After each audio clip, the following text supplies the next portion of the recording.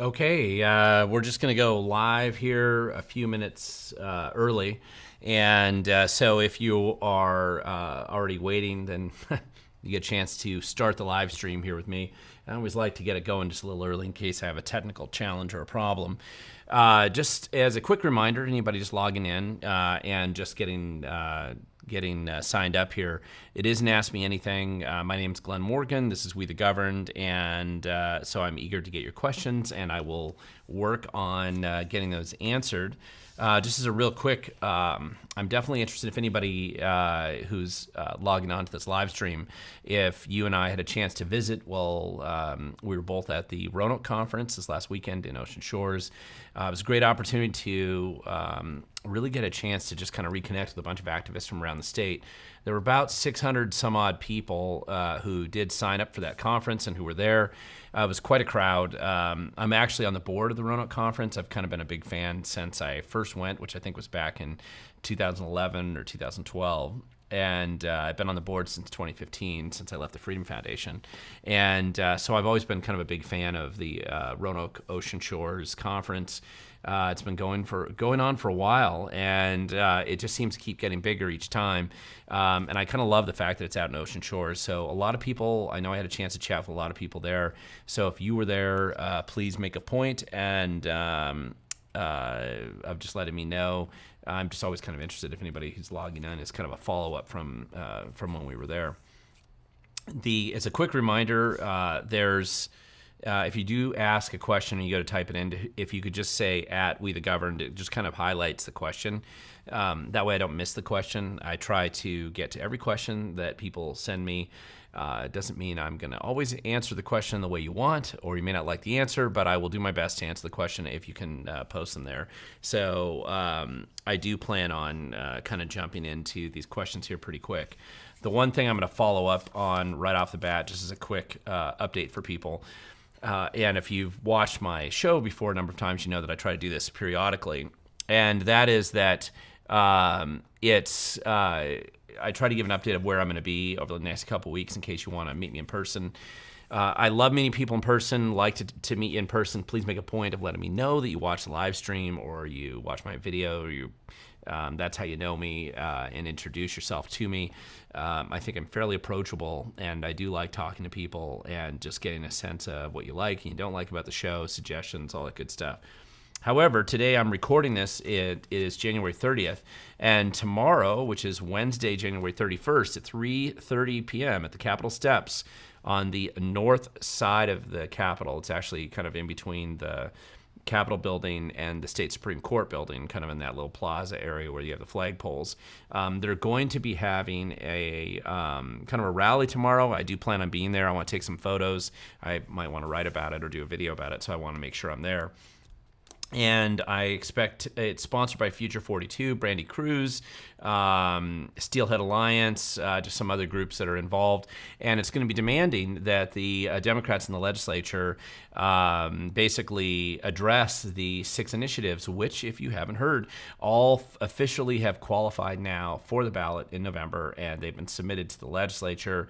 Now, it's an option that the legislature has. They could pass it as law, or even they could put an alternative on the ballot. That seems pretty unlikely right now, or they could vote no, in which case it goes on the ballot. There's really nothing that prevents it from being on the ballot, but the legislature is supposed to vote on it, and the Democrats have been terrified of even touching any of the subjects covered by these initiatives, of course, because after all, they restore some parental control or transparency for the parents about what's going on with their kids in both school and medical settings, lets the police chase criminals, something the Democrats have been adamantly opposed to.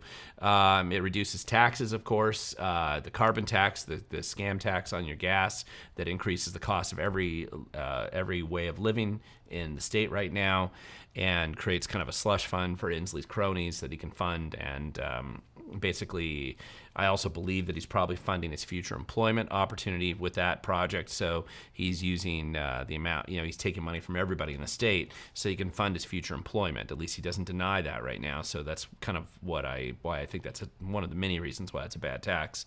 Reduces capital gains, another slush pot of money that they've been trying to take.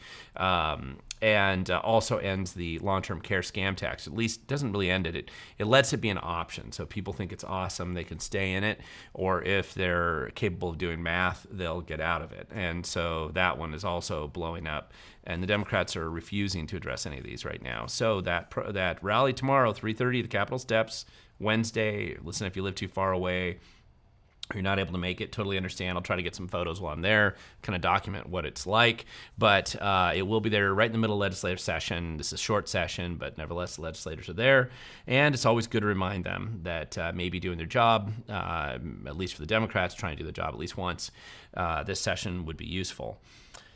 As a follow-up to that, this Friday, if you happen to be in Thurston County, we have a belated, long-delayed caucus meeting on Friday, which is February 2nd, from 6 to 9 p.m. And that's going to be at the Thurgood Marshall Middle School, 3939 20th Avenue Northwest in Olympia.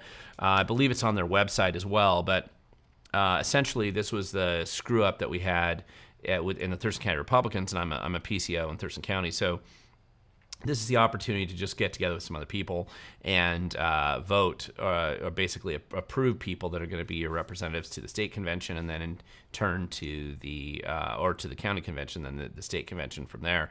And so it's kind of that first step in this caucus process. And I've already addressed this pretty extensively in the past, so if you want to look back on some old videos to look at it. But the main thing is that the original meeting, which was going to be January 13th, got canceled due to the Olympia School District canceling for weather. It was a very cold day that day, and they had some ice and snow. They canceled it. So the Republicans are trying to reschedule it, and they've had some challenges with this. So I'm going to be there Friday. And then February 6th, which is the following, well, actually February 5th. So we're doing a live stream tonight on Tuesday. Next week, we'll be doing a live stream at the same time, 5:30, but it'll be Monday instead of Tuesday. And that's because the next day, February 6th, I have multiple presentations that I'm doing in Skagit and Whatcom County. Skagit County starting at 10 o'clock with the Women's Republican Club. I believe that's the Grange meeting there. Skagit Women's Republican Club, I think they have the information on their website.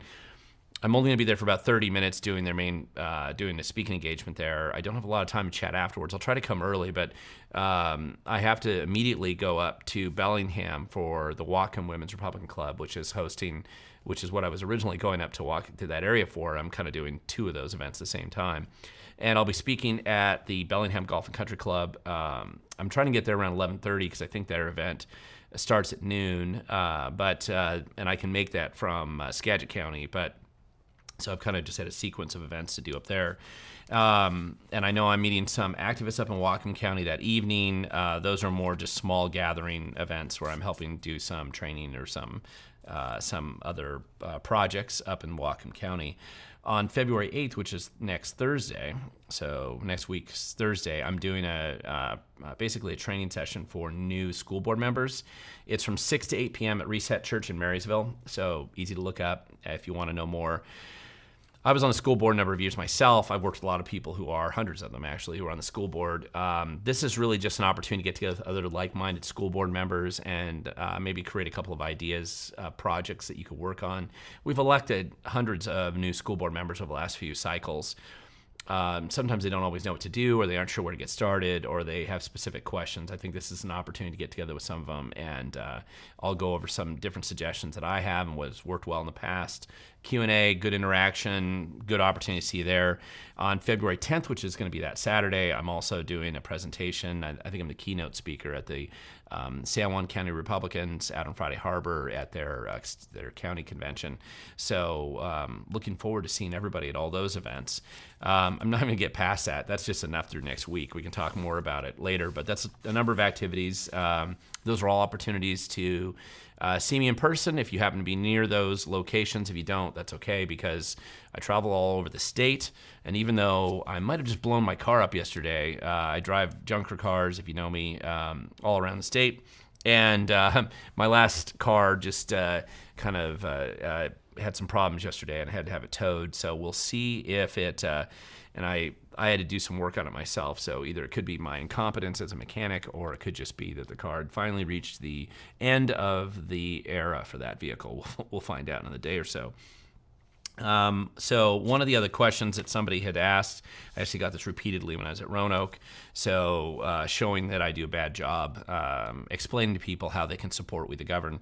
If you do want to support my efforts, feel free to go to my website at wethegovern.com. You can just click support when you look at the website, you'll see there's a donation page there. You can send me money that way if you want to. Or if you want to just mail money, it'll give you the address if you want to send support my way. I always appreciate it. I am kind of a charity case. I tend to operate on the throughout and have for many years really just on the charity and goodwill of others. And I like holding government accountable, and I like doing a lot of things that hopefully change the direction of our state and make an impact here. And that's probably the easiest way for you to do it. Again, if you don't like using any of those websites where you send payment through the internet, that's fine. You can using a credit card or something. You can also just send one of the little tabs there gives you the option. You can just mail something to me as well. So everything is appreciated, and it is not a nonprofit, but I run it like one. It's kind of a weird. It's not a great business model, but it's what I use just to get out there, and allows me to kind of keep going and keep hammering at all times. So there's a lot of questions people posted on. We got a number of people who have logged in here. If you think about what's going on, if you have any other questions you want to ask, just make sure you put them in. I will start to get to them, and let's see what we actually have right now. I'm always interested to see what's on people's mind. Now, one of the first questions that have been asked by David, and I just happened to see it before. For some reason, it vanished. But David, one of the questions that you had asked was, what can you do to hold the Spokane City Council accountable? Which is a great question. In the city of Spokane, unfortunately, the voters out in Spokane, unlike actually a whole bunch of cities in Washington this cycle, you've just elected some of the most horrible people to ever hold local office, just a miserable collection of very corrupt and dishonest people. So inevitably, what that means is in the city of Spokane, in addition to bad public policy for a while, you probably also have a lot of grifters and con artists that are going to be coming out of the woodwork, not just holding public office, but flocking to the scene because a lot of, this is just how... This is how these guys operate. So number one, I would be working overtime recruiting insiders inside the Spokane City Council, employees who work there, disgruntled employees, people who are honest, whatever it is, and basically start collecting information because there's no way that this isn't going to turn into a total fiasco. Secondly, use the Public Records Act as best you can and file records requests. Pay attention to those city council meetings. I realize that the city council out there now is trying to restrict the amount of time that you can speak at public comment and when you can speak and the number of people speaking. There's nothing that says democracy, according to the Democrats, more than silencing your ability to speak in public or to speak to your elected officials.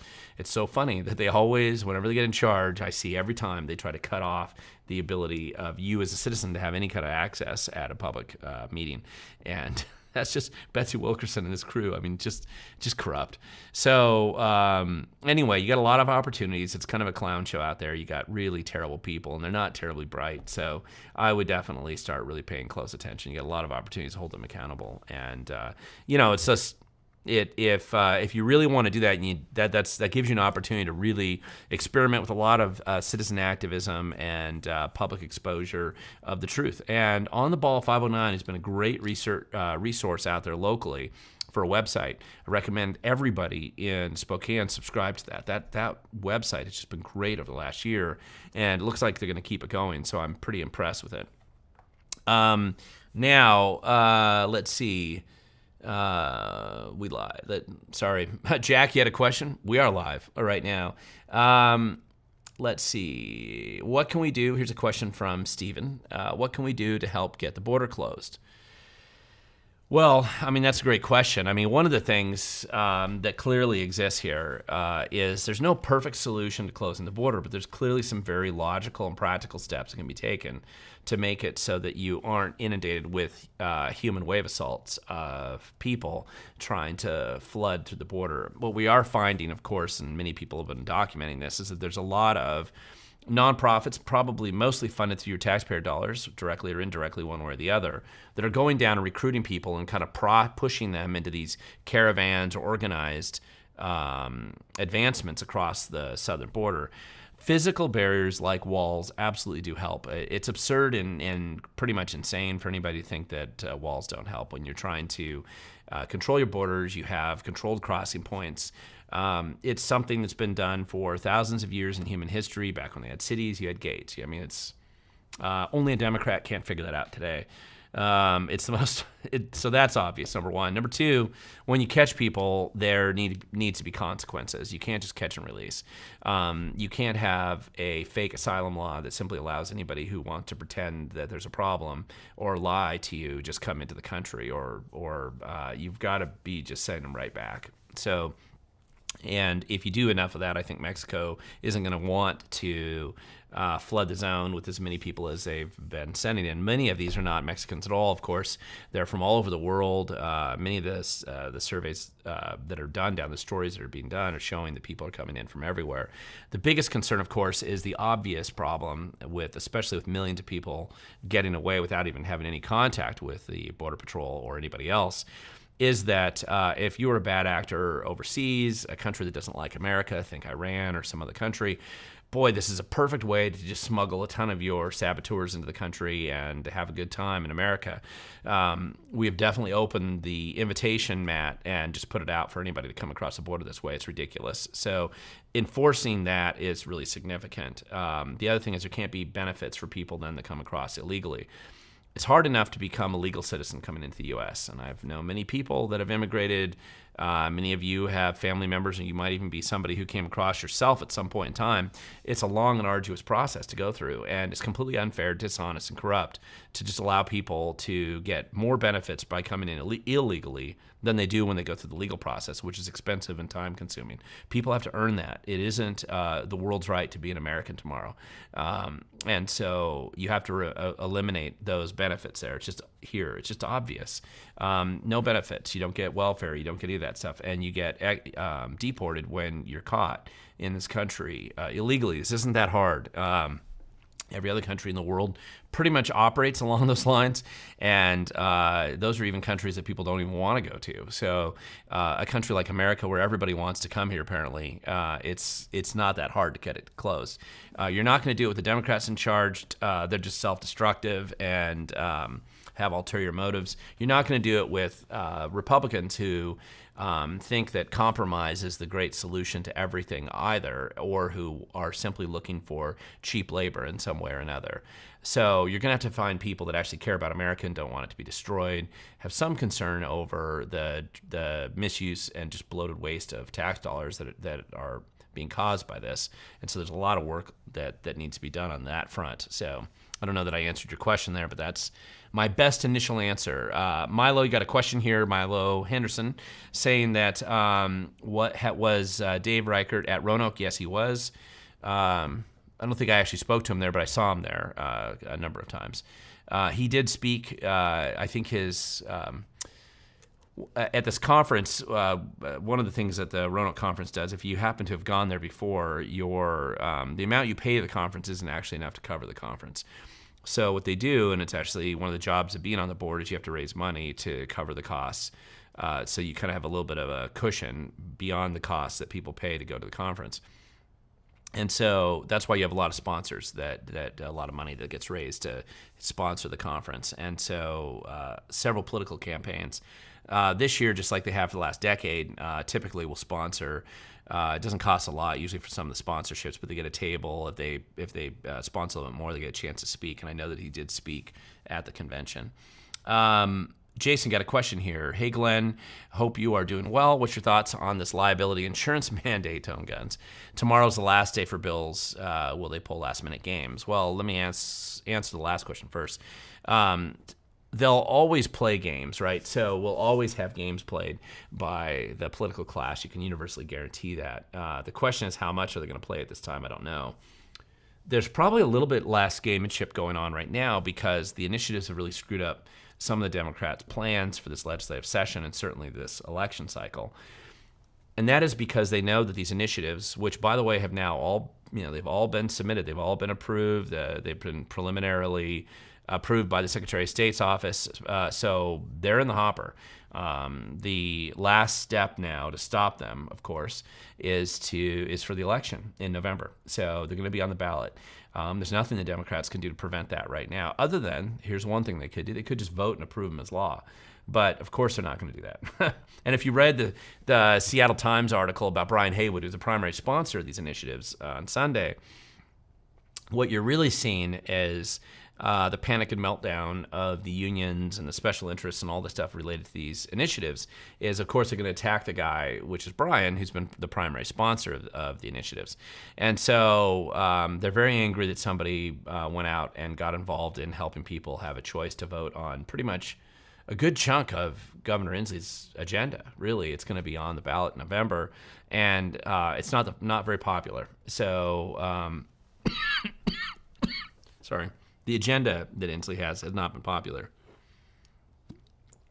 The initiatives, based on rational survey results and just common sense, if you were at all involved in collecting signatures last year, and I volunteered a little bit on that, you'd know that these are very popular, and that includes going into Democrat areas. It doesn't really matter where you go. It looked, based on what Brian Haywood had reported in the analysis of the people who signed, that they had over half the people who signed were either independents or Democrats. And that's kind of a big deal, because if they're self-identified Democrats or independents signing this, more than half.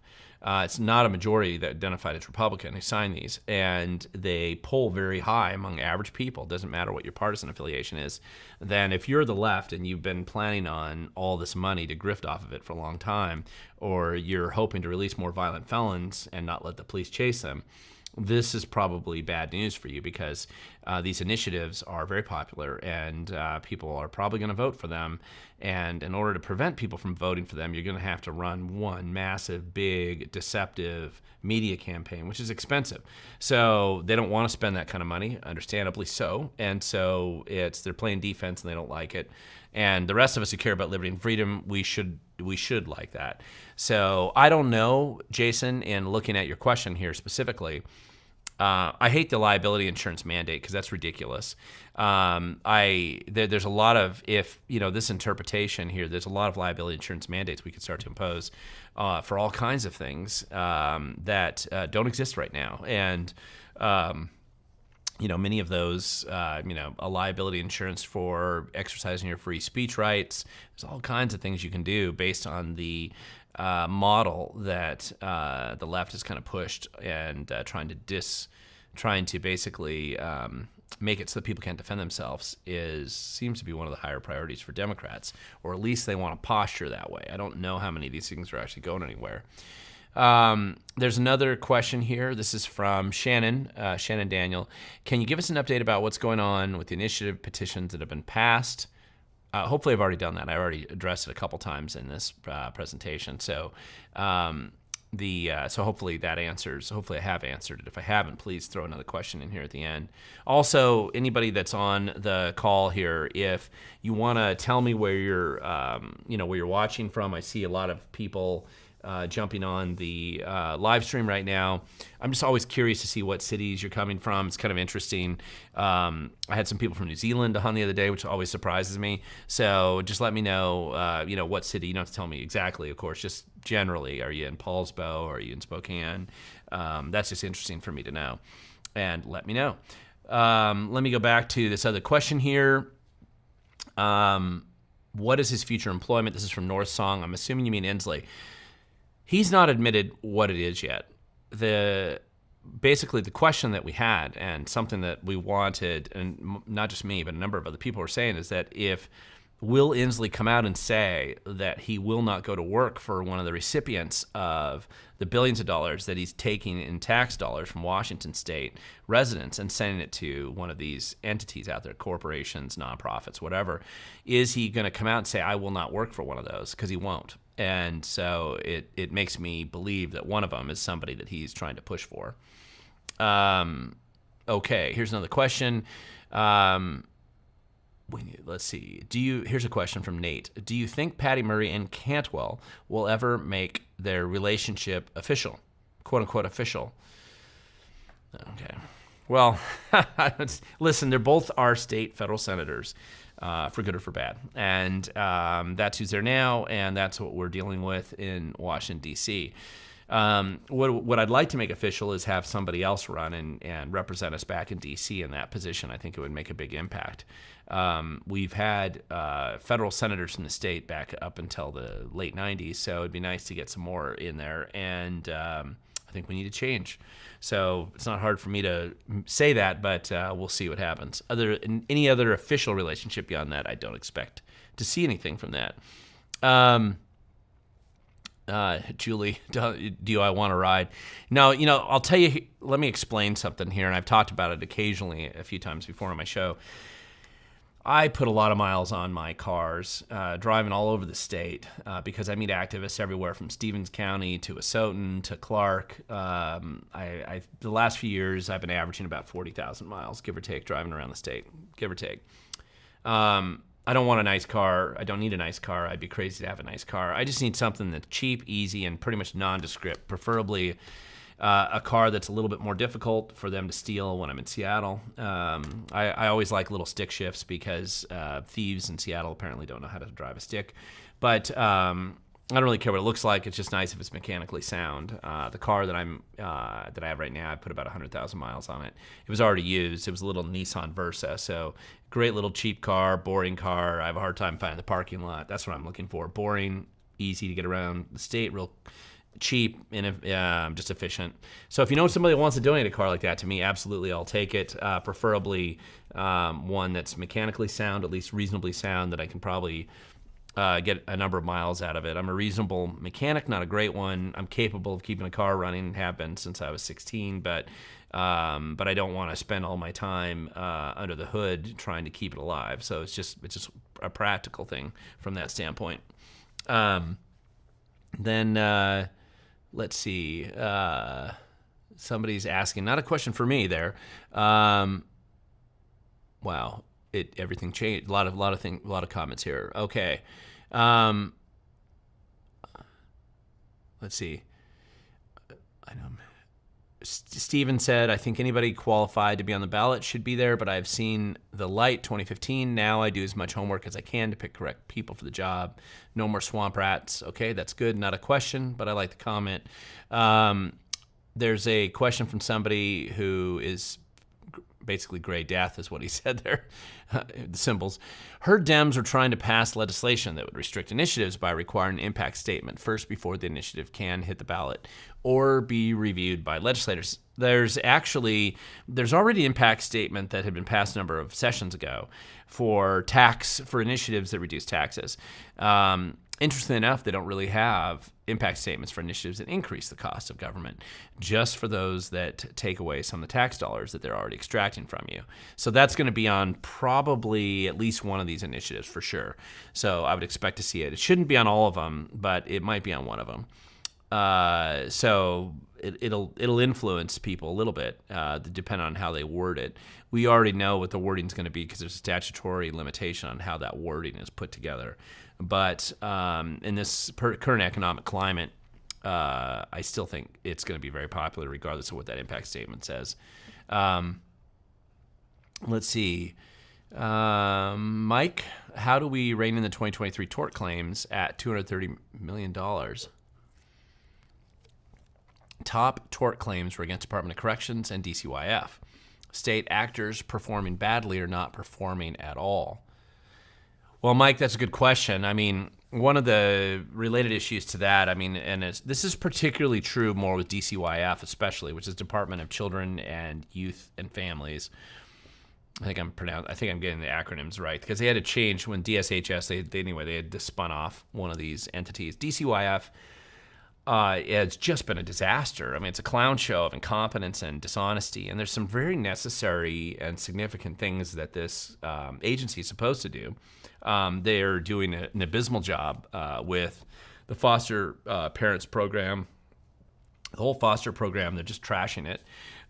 They're taking kids in incredibly bad situations, like the baby that just recently died out there in the peninsula, where they stuck the baby. They knew the parents were drug addicts. The baby was born with fentanyl in its system, and they gave it right back to the fentanyl drug addict parents, who basically killed it in a couple days. That's the kind of stuff the DCYF does apparently every day. So I don't think they have an easy job. I think it's a hard job, but at least it'd be nice if they did their job somewhere along the way. And because of that, they're sued frequently, and they lose these lawsuits oftentimes because of just really bad policy choices and decisions. So that, unfortunately, is one of the things that we're dealing with there. Department of Corrections is a little different. Again, you can have abuses or problems in the Department of Corrections, and we certainly don't want that, so they should be held accountable. But the tort claims on DOC should probably be reviewed quite a bit before that gets expanded. At the same time, we want to have good employees who are working in these places. They need to follow the law, and they need to do the right thing, and that's been hard lately, I think, with the way state government's been operating. Go down, T.Z. Burton. From Mike, I'm not sure, by the way. Let me know if I didn't answer that question the way you want it. If I missed it, I think I got it, but let me know if I missed it. T.Z. Burton from Brandy Cruz. Do you know what's going on with the bill in Olympia that ending all natural gas to homeowners in Washington State? Is this serious? It's a serious bill that the Democrats proposed. I don't think that's actually going to go anywhere. It's been implemented, an equivalent policy like that's been implemented locally. For some cities like Spokane and other places, but some of it's been thrown out. There's some real questions on whether they can even do this. But that's been the attitude of the Democrats lately, is to do whatever makes your life more miserable, whatever makes it cost more, whatever allows them to extract more cash from your life has been kind of their policy proposals. That doesn't make them law, and it doesn't mean they're likely to become law. I don't think that one's going to become law, but anyway, we'll see where it goes. Technical difficulties. Got a question here. Hello, Glenn. Do you think it's possible for our government to recruit the illegal immigrants into the military? Possible, yes. Likely, I don't think so. I will point out, though, that this has been policy in the military for a long time, that if you serve honorably for a certain number of years in the military, even if you aren't a U.S. citizen, so you're here on a green card or you're here on a work visa in some way and you join the military, I do know that in the past, citizenship that's a path to citizenship that people could take to become U.S. citizens. The concern, of course, lately has been this effort to at least it's been bounced around by the Dems lately, is that they could actively take these people coming across the border illegally and then recruit them into the military as the military. Like, that's their primary frontline recruitment process, I guess. And of course, that is a terrible idea. It's bad, especially when you're not vetting anybody, that nobody knows who's coming in. And I think that doesn't produce a good outcome. You still want the military to love America and to know why they're defending it and to have a reason to defend it. I don't think you import people in like the French Foreign Legion or something and expect that they're going to actually do a good job defending America. I just don't think that would be an effective tool for us, and nor do I think that's good public policy. Open Borders Foundation. That's okay. I'm getting into a bunch of things that are not questions here. Seattle, Gig Harbor, Lacey, Everett, Spokane, Auburn, Tacoma, Buckley, Yelm, Olympia, Renton, the Wallop, okay. Spokane, you mean Dosey Wallops? Anyway, Cosmopolis, Yakima, Gig Harbor, Pacific County, South Bend. So great, a lot of people watching and interacting from all over the place. Let me know if you're from another country. That one always surprises me when I get somebody from out of our nation. Just if you've ever had a website or a YouTube channel or something like that, and I have both, you are able to get a sense of where people are viewing your website from. No surprise, because I tend to focus on Washington State. 98% of my traffic is American, and of that, about 78%. It varies a little bit. There's some changes, but generally it's about 78%, 75% is from Washington State. Not a surprise.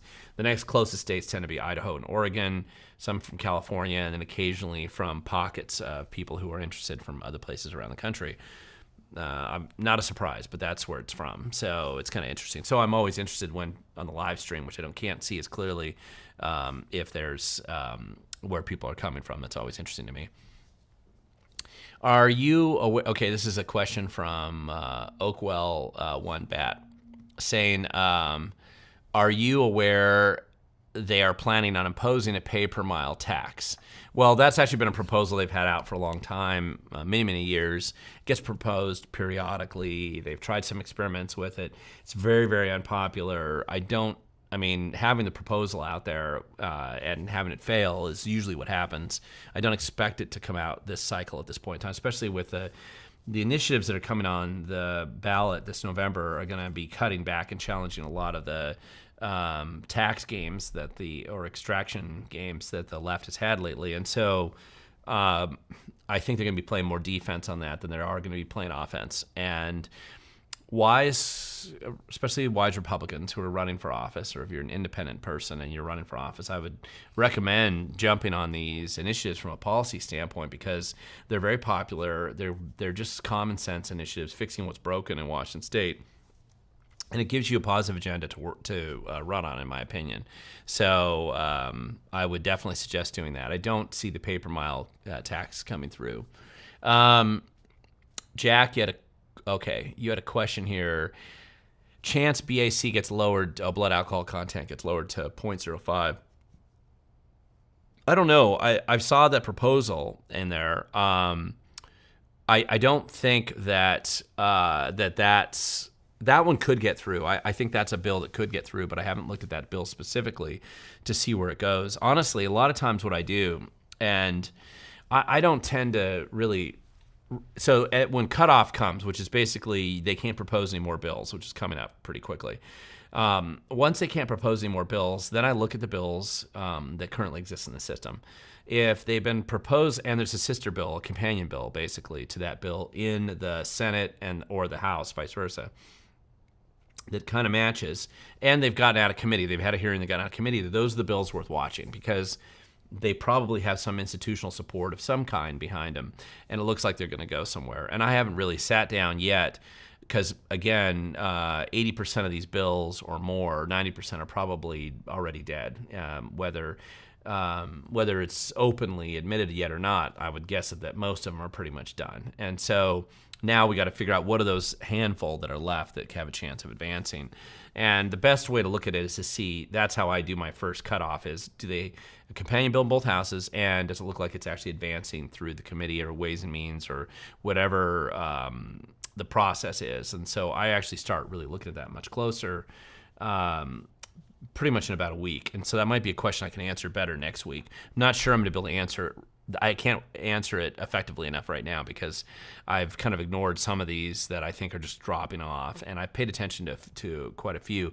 A lot of you have done a really good job testifying in opposition to some of these bills out there, by the way, and that's very beneficial. I know you may think that you're just shouting in the wind, and yes, it's easy for them to ignore you, but eventually that stuff kind of adds up, and you don't necessarily see all the drama behind the scenes of what they're going to get or not. And if there's a lot of drama, sometimes they just don't want to even the Dems don't keep pushing it.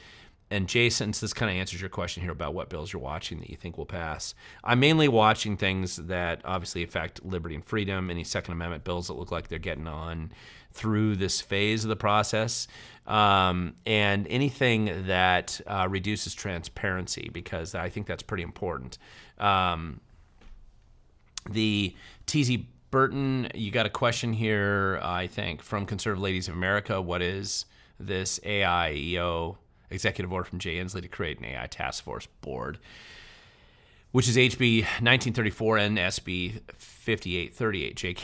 Jay can't spell AI. Yeah, he can't. I mean, here's the thing. Most of that is that bill right there is actually one that concerns me a little bit, because it's ultimately they're using the buzzword of AI as an excuse to potentially create some kind of censorship structure in the state. And you already have this a little bit already with University of Washington employees being hired through the Secretary of State, stopping malinformation or misinformation, right? Which is essentially just anything that the government doesn't agree with right now. And so they've censored me in the past. My name's come up in some of the correspondence they've had.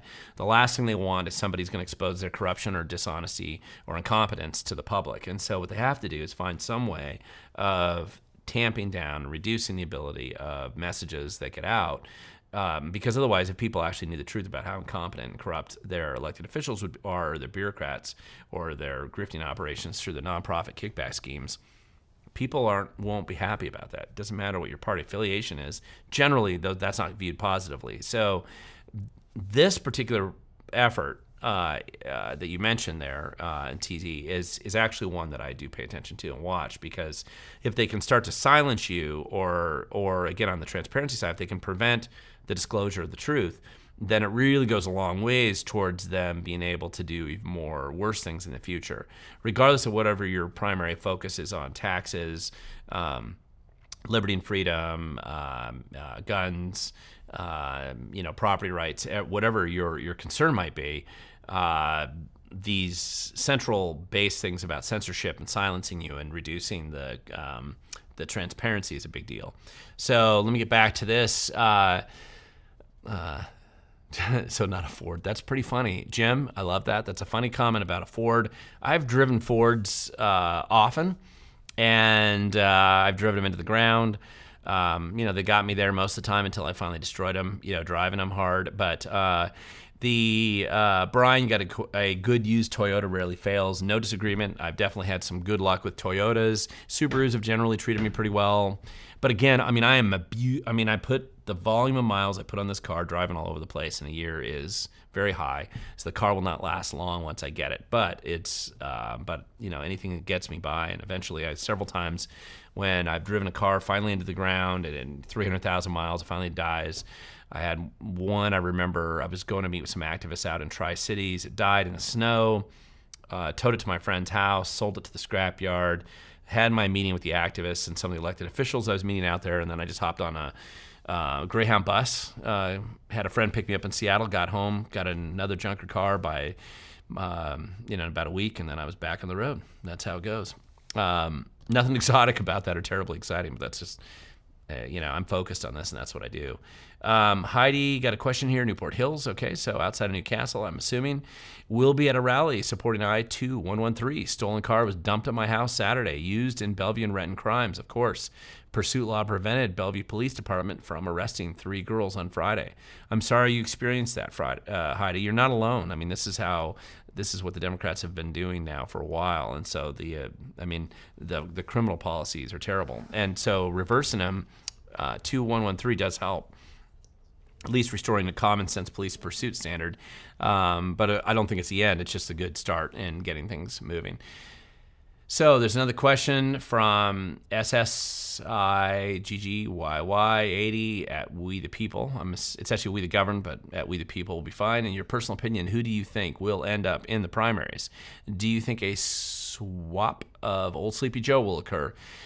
Well, that's a big question, right? A presidential primary. I don't think there's any doubt that Donald Trump, I should say, Joe Trump, merge the two.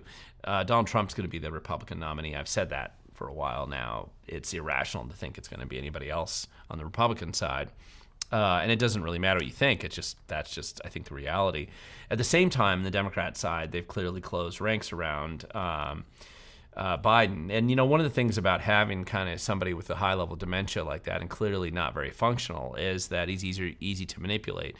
One of the things I think that sometimes people don't realize in some of these elected officials, not just with the president, but special interests or bureaucracy love incompetent, senile, or really stupid politicians. They actually really prefer that because then or lazy politicians too, that's acceptable. They'll always do this because they'll support people like that and keep them propped up like Weekend at Bernie's. They'll do that because you get away with everything then. And there's a lot of things that local government does, the bureaucracy in local government even, that does to manipulate elected officials so that they distract them with this one thing over here while they're actually doing other things.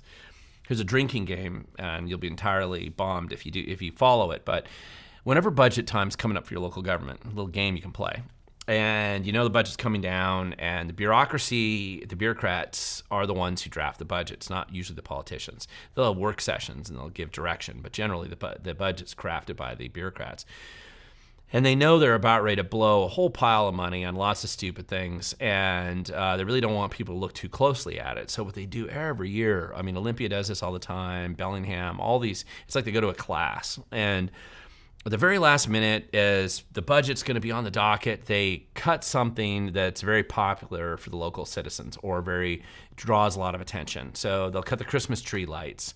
They'll shut down a park that everybody likes and turn it into a high scandal. And so everybody will be caught up in this little drama over here. You'll flood the zone, the public comment. Everybody's arguing about the $5,000 for Christmas lights this year, or the Christmas tree, or the manger display, or busking in the streets, or that little park where grandma likes to take the kids. I don't know. I mean, it's just, you got to fit your local community. But trust me, they do this all the time. And everybody will argue about it. And at the last minute, after tons of public comment, and the elected officials are all focused on this because this is what they got all these people talking to them about, they'll come in with a solution, solve the problem at the end of the day, and nobody looked over here in the corner where $100 million was just getting wasted by that same bureaucracy. That's how it works when you ever pay attention to local government, and this is the kind of stuff that happens all the time. So I just encourage you to pay attention. It's the distraction and game that they play everywhere. Let's see. Sorry, things got so far up here. Let's see. If you don't have the same paper, okay. Okay, gosh, sorry. I'm almost out of it. Sorry, Twinkle here. What about getting rid of election machines, which is, I'm sure, what you meant. Agreed, although it's not so much the machines. The bigger problem that you have there is the lack of transparency or auditability with the election process. And we want to keep paper accessible, auditable, and verifiable. And that's the biggest push. But there's several things in that question. I agree with you. We need to get rid of it. But we have to start working on that process right now. Let's see. I don't know that these aren't questions, so I'm going to go down here. Here's a question. If we don't have same-day voting, paper ballots, voter ID, multiple voting sites, no mail-in voting holiday, will we have a selected government? Okay, so this is the thing. I've dealt with this many times, but I'll deal with it now. I'm the guy in the state that basically gets threatened more often than anybody else individually for daring to go out and challenge voter rolls or organize groups of people to actually study and look at the voter roll process, the Washington Voter Research Project. Look it up. My name's there on that project. And you can see, if you actually bother to type it in, you'll see the Seattle Times, you'll see King 5 News, you'll see everybody else threatening me, the auditor out of Spokane, the auditor out of Clallam, the auditor out of Clark, the auditor out of I don't think Kitsap actually threatened me, but the old auditor, Mason, certainly did. King County auditors, they're always trying to find some way to threaten me, intimidate me, sue me, threaten the volunteers that have gone out and doing this work. So I've been involved in trying to address some of these issues for a while, and I'm pretty familiar with the problems that we have. And there's a lot of them, but what you have to do is not abandon all participation in the process while you're trying to fix some of these problems that have existed there for a while. And so that's my encouragement as we look at this. I would love Election Day to be a holiday. I think that mail-in voting is terrible. I think that everybody should vote in person at once so they can validate your ID and get it done the same way third world countries do all the time. Our election processes in Washington have regressed back to some kind of a prehistoric kind of approach where they're structured to be confusing, drawn out as long as possible, beneficial to political insiders, restrictive on auditing, and transparency's vanishing quickly. So all of these things are where I focus on trying to fix things in the election process.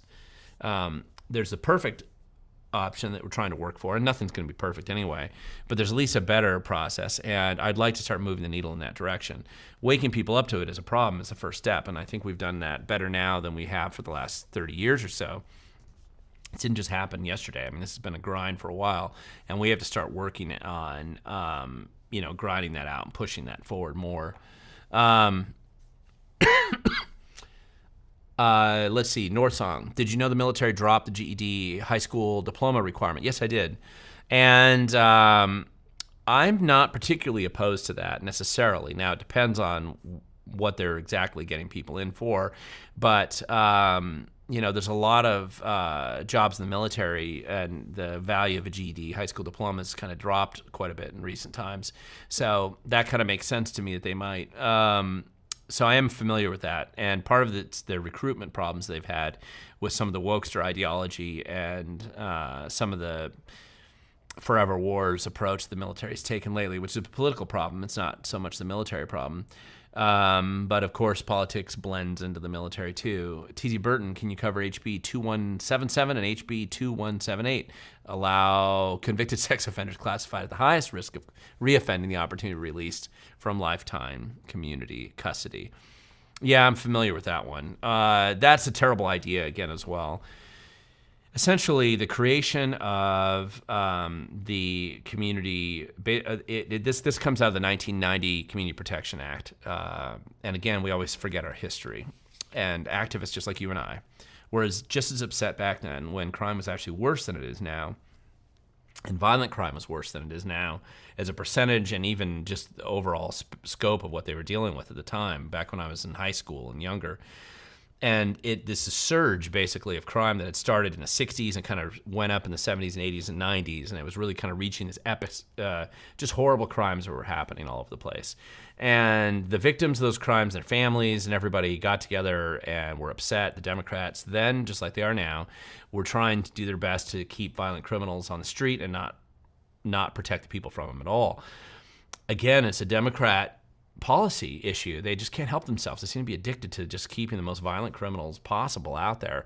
Sex offenders in particular became notorious because they were frequently being released, even though they were bragging to their jailers on the way out the door that they were going to go and rape a woman or kill them or kill kids. They were just proud of it openly. And they would, of course, what would happen? They would go out and do it. So they created the civil commitment process for the worst of the worst. I mean, we have about 22,000, last I checked, registered sex offenders in Washington State, which, by the way, that was created by the 1990 Community Protection Act. Washington State was the first state to ever do that.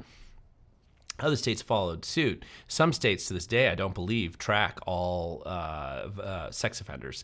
But our state started that process, so it really started here and it moved out from there. And along the way, they had created the civil commitment process. Those laws referenced there are terrible. Getting those, I talked to people who go out to McNeil Island and actually serve as guards and work there. And I think there's a fundamental lack of understanding on just the pathology and the vicious nature of the type of people that are going to be released into the community under these statutes with no effective supervision, no warning to the community that they go into, and no protection for the future victims that they're guaranteed to create. And so why the Democrats seem to aspire to capture this vote more than anything else and to release these people into our community with no way to protect the rest of us is ridiculous and absurd, and it needs to be highlighted and exposed. And there's not a Democrat in the state right now that seems to be willing to stand up to this. And so we need to keep holding them accountable and pushing back on this. Then let me go here real quick. Have you bought anything? Okay, Jason, have you bought anything gun-related online, and have you had experience of them not shipping to Washington? No, I haven't lately, so haven't had the experience. I'm interested in somebody else who has. I'm not, I have to admit, I don't remember buying a lot of gun-related items online before. I think I usually would go to a store to pick it up, or maybe a show. So I didn't tend to, that isn't how I would typically buy things that were firearm-related. Twinkle, what about getting rid of election machines? I think I already talked about that one. Let's see. What about paper ballots? Twinkle. Paper ballots are important. We have paper ballots because we are at a mail-in voting. I think electronic voting is terrible. It's a bad idea, and that opens you up to all kinds of problems. There's plenty of states, including conservative ones, that allow the electronic voting where you never have a paper record of what happened at all. That's a problem, and I think that should be made illegally because there's no good way to go back and audit that effectively. Paper ballots are better. I don't like mail-in voting, but at least it produces a paper ballot. Now, it doesn't do you any good if you can't access it and audit it, and that's related to the problem that we have and the reforms that we need to have here. Alex Brown, are you aware that Washington was one of the highest rates on uninsured drivers in the U.S.? I wonder why that is and how the state may be using it as a profit generator via no insurance tickets. Well, that's a good question. My experience, though, with no insurance tickets, if you've ever had to sit through traffic court, which I have a number of times, both because I have kids that are teenagers and because with the 40,000 miles a year or so I drive every decade or so, I usually end up getting a ticket. And I know I was just back in there once recently. And there's tons of people in there who are uninsured. And usually the solution is they just go buy insurance and then the judge throws it out at that point in time. That was my experience. And I watched like a dozen cases go through like that. So if they're trying to make money on it, I don't see that that's actually what happens. I didn't know that Washington was one of the highest rates of uninsured drivers in the U.S., and I don't know why that is, and I'd like to know more. So that's interesting. I'm ignorant about it. I'm not able to answer that question very well at all. However, I appreciate your comment because 2 points down here, you say that you lost your car last week because of an uninsured driver running a red light, and she had plenty of tickets, and you got screwed for that in that experience. I had the same experience a number of years ago, 2001, I want to say. I think it was 2001. Or was it 2002? Anyway, I just remember getting into an accident with an uninsured driver. They weren't a citizen, didn't speak English, had multiple IDs, who knows where they were from, who knows who they even were. And that was annoying. I lost my car there too. I had uninsured motorists on my insurance policy, but of course then you're fighting the insurance company. It was very obnoxious. In fact, that's my broken arm there that I got in that accident. And that was very frustrating. So I feel your pain. I've been there. There's nothing enjoyable about that. And I'm sorry that happened to you. And it's ridiculous because they aren't really enforcing most of these laws anyway. So anyway, the Breaking Bolt's got a question here. Curious if you had a chance to consider the issue of the Navy buying land in cooperation with conservative groups around the state. I think I remember this question. I got it from you before.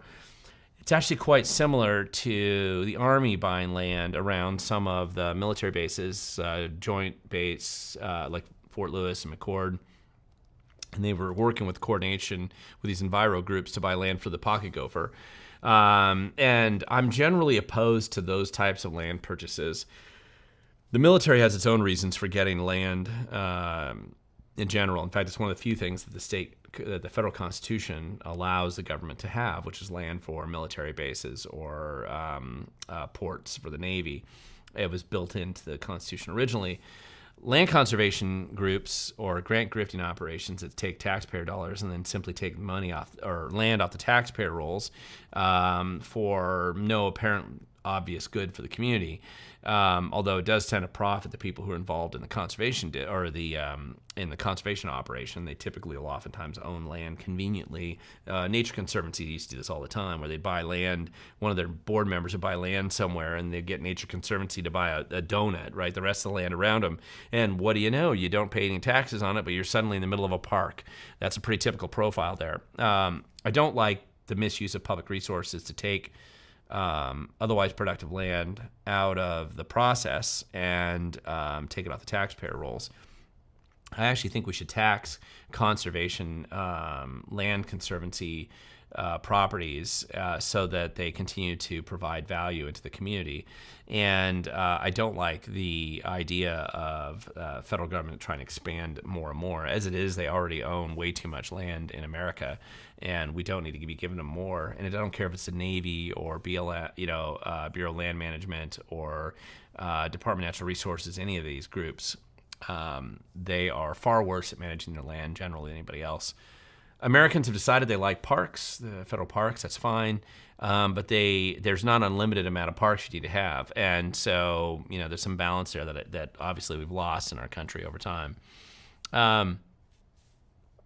Let's see.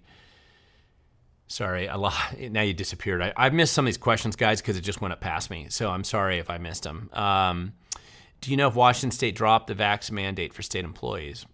North Song, great question. I don't know that they have everywhere. I think they have in most cases, but I don't know if they have everywhere. So that's a good question. I can't answer that right now. And I think there's some differences, actually. They did a really good job destroying the ferry system with the vax mandate. They did a great job destroying the snow plows, drivers, and all of the problems that they've created with that. And then some other agencies have been impacted too, but it's kind of ridiculous. Sue Bell, you got a question there. Do you know how many immigrants from the border are being homed in Washington? I do not. We have not seemed to have gotten the concentration that some of the other places have. We certainly have a concentration of drug addicts in Seattle and Portland, for example. How many of them are legal or illegal, I don't know. But I haven't seen, I mean, we've always had an issue with illegal immigrants here for a long time, but they tend to come in pockets. And I don't think we've gotten the same impact here that we see in New York or Chicago or even Washington, D.C. lately. Mike, you got a question here. Let's see. That's funny. Okay, Alex, I like the story about your Camry. Wish I had one. That would be nice. Anyway, Glenn, have you done training on, this is from Mike, have you done training on filing freedom of information classes? I'm trying to find tort claims per department in our county. Yeah, I have. I've done a lot of them, actually. And in Washington State, it's a little different. We have a Public Records Act, which is different than the Freedom of Information Act from a federal level. There's a little bit more teeth in the Public Records Act.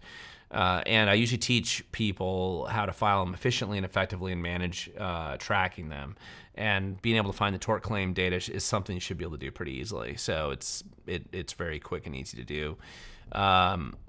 It really doesn't take that long. And so if you're interested, organize a bunch of other people who want the same thing. Reach out to me. I'll come out and put that class on for you guys, and we can talk about it from a strategy standpoint. Let's see. Breaking bolts.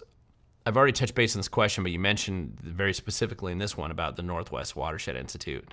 I'm less familiar with them, but I mean, listen, all these guys are kind of the same. There's I wouldn't let, those groups are just, they just squander your resources.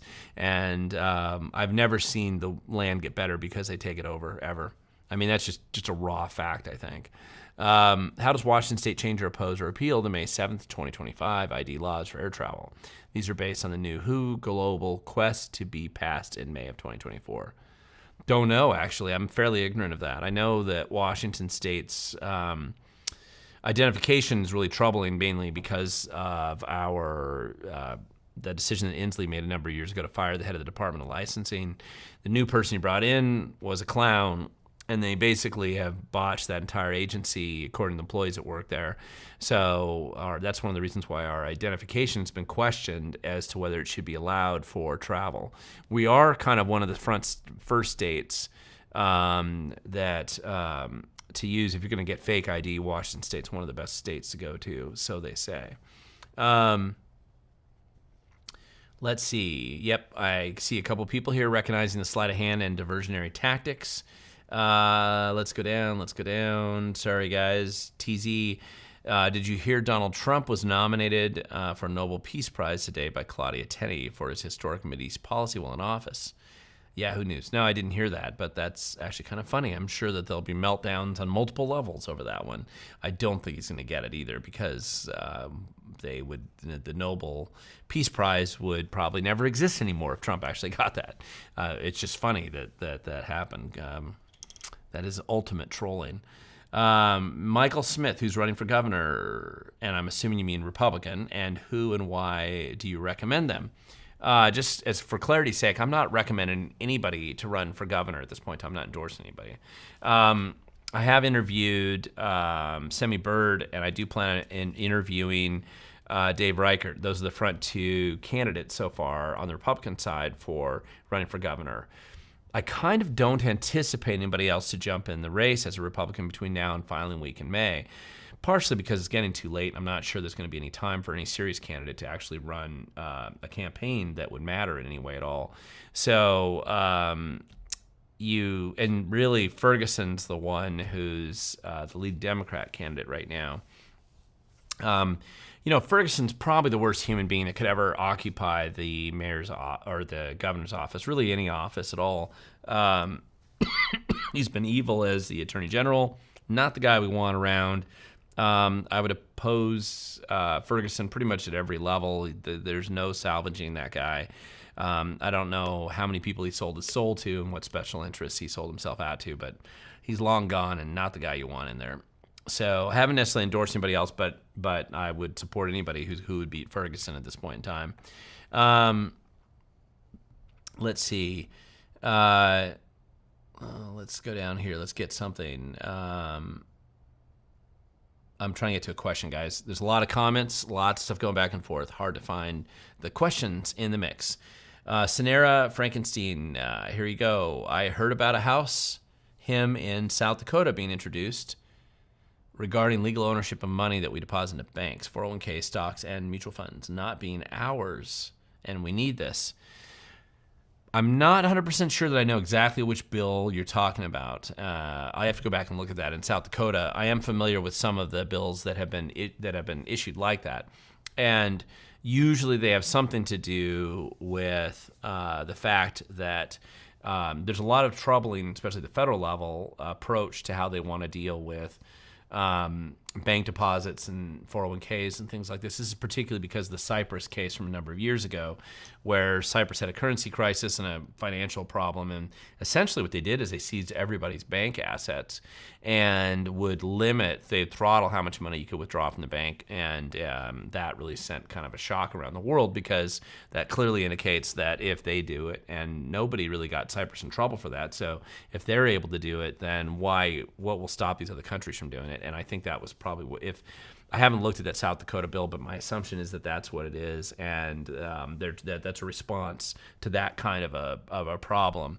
And I do think it's good. I mean, sound money and protecting your property should be one of the highest priorities of government, because without it, everything else, a lot of other things come apart, and that is one of the problems that we have.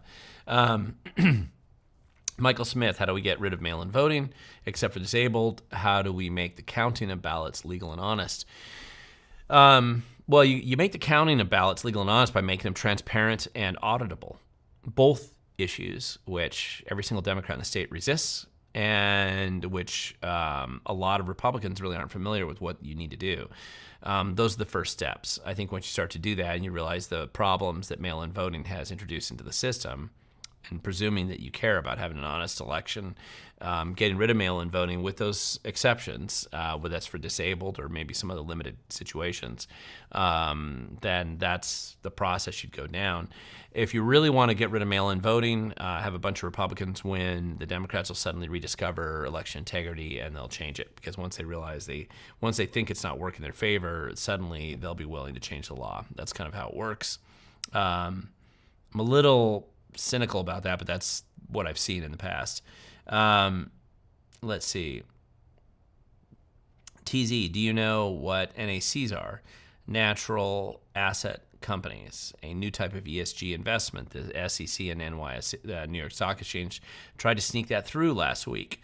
I'm sort of familiar with them, but I haven't spent a lot of time worrying about them since everything related to ESG seems to be financially disastrous lately. And I am seeing a lot of companies back off of that lately. And I just think that that's one of those failed efforts that's probably not going to go as far as people think they want it to. Let's see.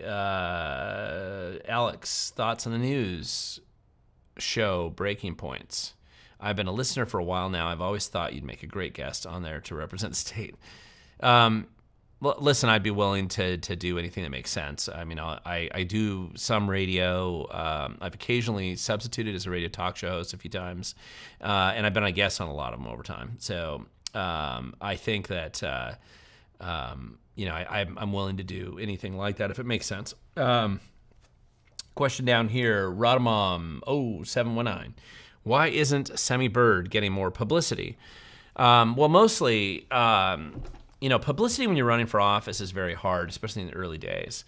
You either have to do stupid things, crazy things, or be already connected really, really well, or have a lot of money in order to get publicity.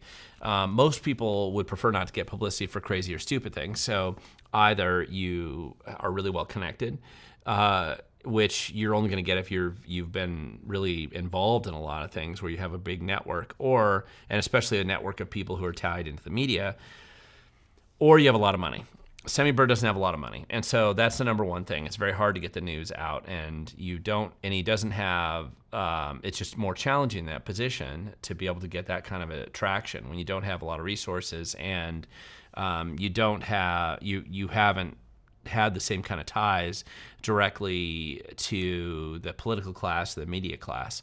This is one of the challenges, too, by the way, fair or not. Military folk who have had a long and distinguished career in the military, oftentimes, legitimately, they just don't come to run for office with this huge network of people that are already tightly tied into the political and the media establishment. They just aren't. And so when you get out of the military, when you're in the military, it's discouraged for you to be involved in partisan politics or openly in the political process, which is understandable. But now you're suddenly going to run for office, and you just have to be more engaged in the political process. Now, Sammy Bird's gotten around really well, I think, in putting the word out amongst Republican PCOs. Everybody on this, probably most people listening to the show are going to be familiar with him. But you're not going to get, because he's a Republican, you're not going to get the media attention widespread across the board that you would think, or that people probably presume they would get because they're running for office. That's not going to happen. So you have to find ways of getting the word out there on your own. It's not easy, and no matter who you are, Sammy Bird, Dave Reichert, fill in the blank Republican, it's not going to be easy. And for that matter, Mark Mullet, who's the other Democrat running, more of a conservative Democrat, he's not going to get any media coverage either. They'll put a blanket block out on him. Yeah, I'm almost guaranteeing that as you get closer to the primary. Let's see. Dawn got a question. Did you know that Ferguson was connected with Bernie Madoff back in the day? No, I didn't, but please send me evidence that he was, because I would love to write that story. I've seen no evidence of that, so if there's something out there, I'd like to know it. But it can't just be because somebody said it was that case. I'd like to see it. North Song, you got a question. Are you planning to be in Ballard anytime soon? Well, I don't have a specific plan to do a presentation out there, but I'm happy to. If you can organize a group of people that want me to be out there, I'll be out there. Ballard, I drive through it all the time. Rich Burbridge, advice for someone wanting to get involved in local small town government. Well, yeah, sure I do. And with this, I'm actually getting pretty close to finishing it up, so this will be probably my last official question here. Love the question because I care about getting people involved in local government. Number one, first thing you do is pick the part of local government that you're really interested in. Doesn't matter if school board, city council, port commission, fire district, I don't care what it is. Whatever it is that interests you, go to the meetings. Go to at least 3 or 4 public meetings that they have. Attend them in person. The Zoom meetings, you lose quite a bit there. Try to go in person, see what it's like, go to those meetings, and get a sense of what's going on. You actually will learn quite a bit just doing that. Flat out, you're just going to generate some level of knowledge that you didn't have before about what's going on here. If it's something that still interests you, then I would start following up with that. Find the other people who are interested in the same part of local government that you are. So find out what they know. Maybe they've been watching it for years and you only just started. Get together, maybe start writing articles about what you're observing or what you think they're doing, or look at their budget. Pull things like their org chart, their budgets, per diems, calendars, PDC filings, Public Disclosure Commission filings for the historic races, for the people who've been there. Anything that you can put together starts to create a better picture of how that local government operates, and then start to figure out how you can make the changes you want to see there. Maybe it's a government entity that should disappear. How would you get rid of it? Maybe it's one that really needs to be downsized. How would you go about doing that? Maybe it's one that you just need to have less corrupt people in charge. How do you change that? There's all kinds of options, but you won't really know for sure until you get involved in it. And I say that because you can make a generic statement about what needs to be done, but until you dig into it and find the details, you're missing probably a lot of very specific things that need to be changed, or where the real challenges are. Sometimes they aren't always what you think they are from the outside. You got to get involved and pay attention, and that's your best first start. So there's just a lot of good a lot of good things going on out there. This initiative project, if you're going to be in Olympia tomorrow and you're going to be at this rally to support the initiatives and get them to finally come out there and vote on them on the floor, at least get a floor vote on them. I know the Democrats don't want to talk to it about them, but maybe you can help encourage that. And then I'll see you there tomorrow if that's where you're going to be. Otherwise, and if you're going to be in Skagit or Whatcom or Marysville at some of those events that or San Juan County in the next week or so, I'll see you there. If you're going to be at the Thurston County GOP Caucus Friday night, I'll probably see you there too. Please make sure you come up and say hi. Otherwise, next Monday night, so not Tuesday, but next Monday night, we'll have our next live stream. I hope you like the videos that I recorded earlier today. I'll be launching them over the next couple days this week. And one of them I think is going to stand out, in particular, our political elite. How willing to cheat are they really? Really good data on that. So I thank you guys so much for watching. I went a little past my time here. So with that, I'm going to close it up. Again, if you want to support me, go to my website, wethegovern.com. You can support me there. You can also sign up for an email list that I have there, or you can subscribe to the channel if you haven't already. Probably most of you watching this right now have. But if you haven't, encourage others. Even if you have, I should say encourage others, get them to be involved too. Let me know how I'm doing. Sorry I couldn't get to all your questions because there definitely was a bit going on. And I will follow up with you guys next week, and we'll see what adventures the week may hold. Thank you guys so much for watching.